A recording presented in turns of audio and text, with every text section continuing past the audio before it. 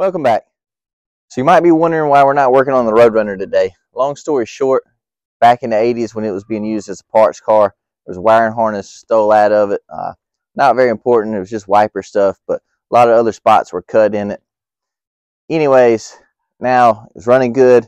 Then I went back to fire it up the other day. It's shorting out, something's grounded out in it. I fixed several spots, but it's cut up everywhere. So over the next month or two, I'll be working to build up the funds and source some parts for that. Just go ahead, put all new wires in it. I'm not looking forward to that at all, but put enough money in it as it is. Go ahead and do the rest of it, or do that part right at least. Until then, you're going to see a bunch of other projects I've got sitting around. And this one here, we're going to go ahead and get started on it today. It's one I just picked up. I got this little go-kart here, real good deal on it, hoping to fix it up for the girls. A little bit bigger than I was expecting, so they're going to have to grow into it, but let's get started.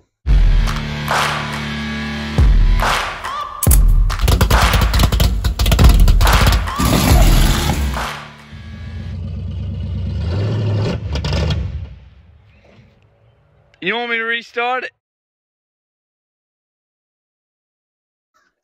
So as you can see, walk around it, it's in pretty good shape. Tell by all the pine straw and stuff on it, sitting outside, but you still got the brake lever. Accelerator cable's all hooked up. Seats even in good shape. We'll end up cleaning that up. Probably put some of that mean coil on it, help bring it back around, recondition that a little.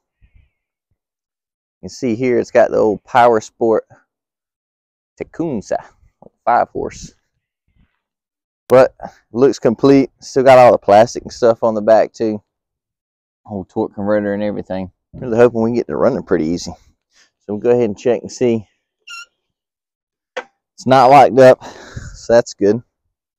It does have an on-off switch here on the side of the motor, and that feels a little funny. It's got another one right up there on a toggle switch, so I figure if anything, if we don't have fire, it's probably going to be one of those two switches. Let's just check and see if it's got spark. Oh yeah, it's got spark. Get you in here, see if you can see that.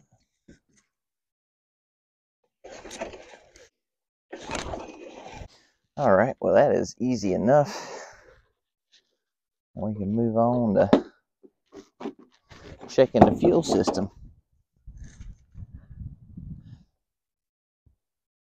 I don't know if you can see it or not, but there's plenty of stuff in the tank, so we'll take that off, clean that out real quick. All right, pop this on, slides right like that. Okay, get this fuel line off. It's rather dry rotted. Just go ahead and replace it while we're in here.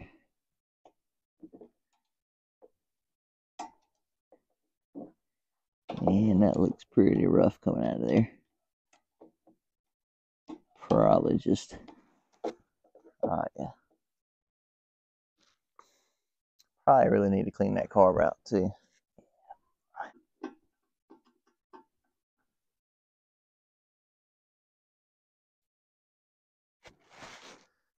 Well, I got it all back together, and I've been over here pulling on it, cranking it, even opened it, spray started, flew straight down it, pulling on it. It don't even sound like it's hitting.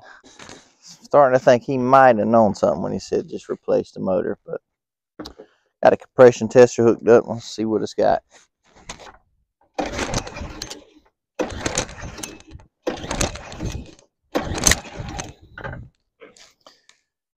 It's got about 28 psi. That seems low. Got this motor all pulled off. A friend from work told me he's got an extra 5-horse sitting around that he give me, so pull this one off. It's got some problems. Stick around to the end of the video. We'll tear this one apart and troubleshoot it. That's the 5 horsepower buddy from work gave me. Craftsman. It has been sitting to the side in this garage for a while. Fuel smells pretty rough. About like straight varnish, paint stripper. So we'll clean that out. It looks like, I didn't ask him, but it looks like it probably came off of some sort of a pressure washer or tiller or something. So I had to look at adjusting the throttle setup to work with a throttle cable there.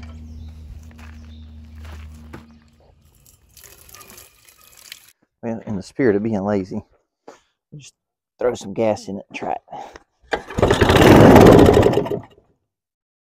That's probably the gas I put straight in the carburetor. It definitely runs.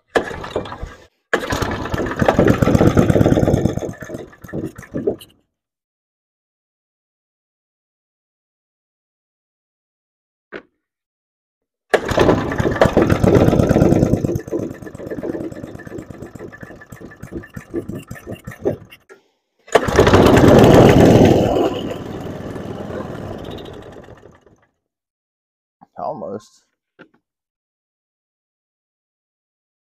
Be sweet, and I have to take this carburetor off.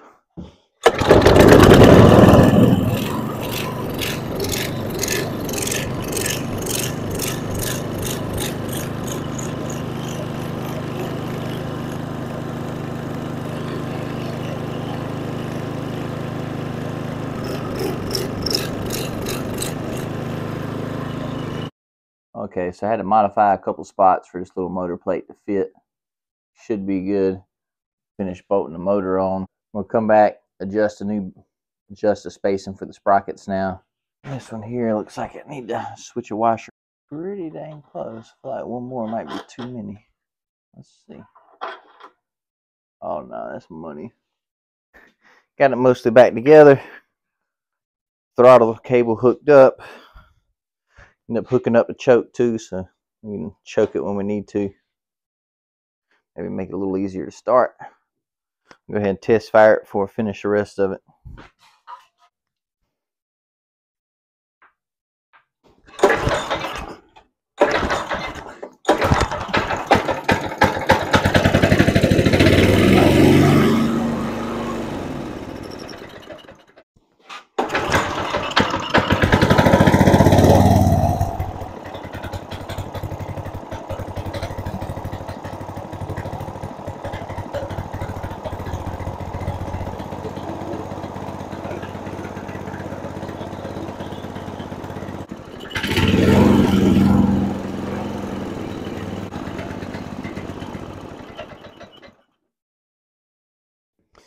Alright, then we got it figured out. Just adjust the idle a little. Looks like our kill switch is going to work. I was testing out there. Hook up the kill switch, adjust the idle a little bit, and put on the air filter. Test it out. Okay. Let's see what it'll do. Hopefully it don't run away here.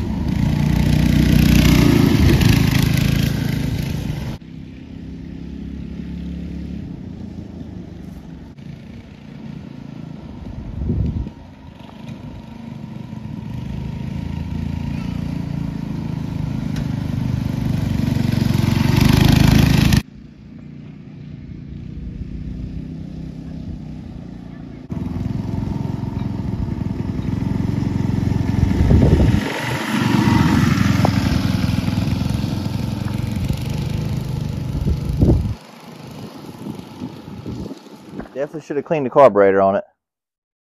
Ran about 3/4 choke, and that's when it ran pretty good.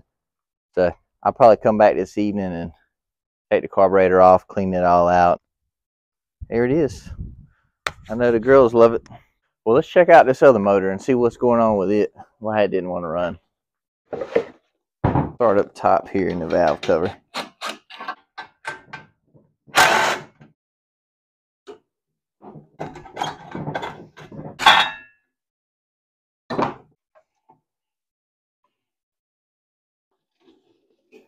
Well, everything looks like it's working up top here. Let's pull the head off, see what's going on here.